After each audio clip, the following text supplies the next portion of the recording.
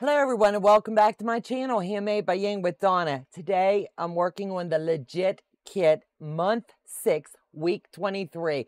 And I'm going to show you a little twist to doing this one. So let's get to sewing. So as I was waiting to get ready to record this, I went ahead and did something different. I always mark my month and my week here.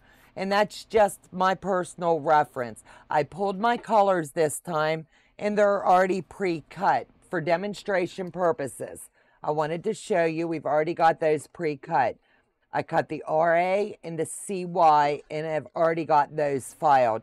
I went ahead this time because I've been asked and I pinned in place just to show you this is the straight cut and you won't need to go back and trim it in. So let's get this one in.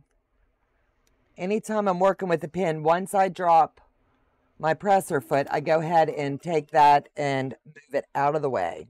And I've got one down here as well, and that was just like I said, for demonstration purpose only.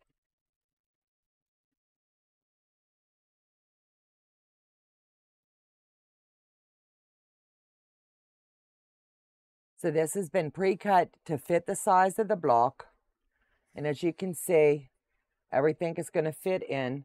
We are going to press this away from our sew line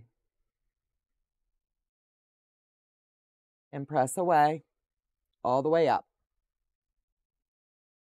This is one of the easier blocks, so I wanted to go ahead and show you this way of just having it pre-cut. You could sit there and watch a TV show or whatever and work your block. So that's why I'm doing it this way this month.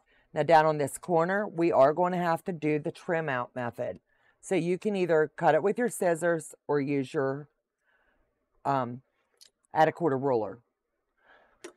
So I've got this, I've got the leftover piece of my clover. This is the right pattern because it's number 7. I'm on block 3, so I can go ahead and mark this off because it's right. So right here and right here, these are done. So what I'm going to do is, this is from one of the other cuts that I've already had, and I'm going to slide this in place. Make sure I fold it back that it's going to cover. I needed to turn it over, and then now I fold it and I'm getting the full coverage. So it's just a matter of when you pre-cut, you need to make sure that you're folding it back in the right direction. Otherwise, you will have a famous date with Jack that we all dearly, dearly love.